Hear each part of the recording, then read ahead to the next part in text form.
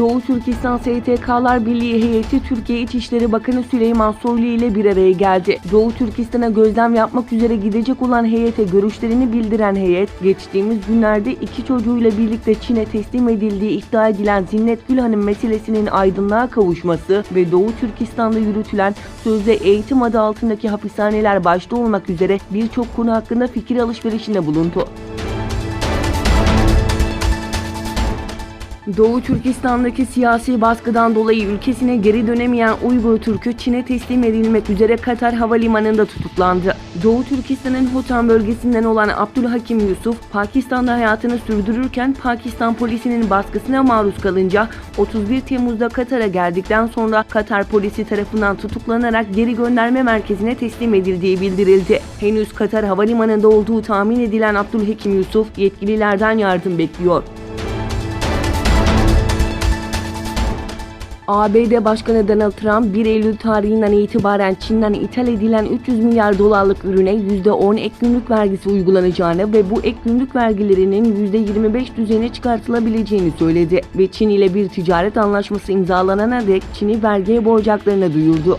ABD heyetinin Çin'den yeni döndüğünü ve Çin'le ticari müzakerelerde bir anlaşma yapma konusunda 3 ay öncesine kadar umutlu olduklarını kaydeden Trump, ne yazık ki Çin imza öncesinde anlaşmayı yeniden müzakere etmeye karar verdi. Yakın zamanda Çin, ABD'nin tarım ürünlerini alma konusunda anlaşmaya varmıştı. Fakat bunu yapmadı ifadelerini kullandı. Suudi Arabistan'ın Çin ile ortaklığı her geçen gün güçlenmeye devam ediyor. Çin ile ticari anlaşmalarda bulunan ülkeler arasında yükselme hızının en önde olduğu ülkelerden birinin Suudi Arabistan olduğu açıklanırken, iki devlet arasındaki ticari gelişmelerin net 61 milyar dolara ulaşarak %34'e yükseldiği, şimdiye kadar 200'den fazla Çinli şirketin Suudi Arabistan'a yerleştiği belirtildi.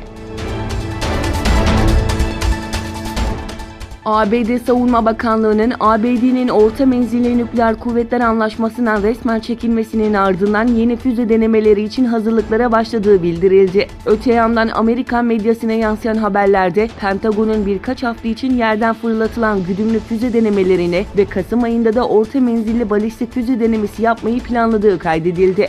Uzmanlar ABD ile Rusya'nın 32 yıl süren orta menzilli nükleer kuvvetler anlaşmasından çekilmesiyle yeni bir silahlanma yarışının başlayabileceği uyarısında bulunurken iki ülkede anlaşma şartlarına uymadıkları gerekçesiyle birbirlerini suçluyor.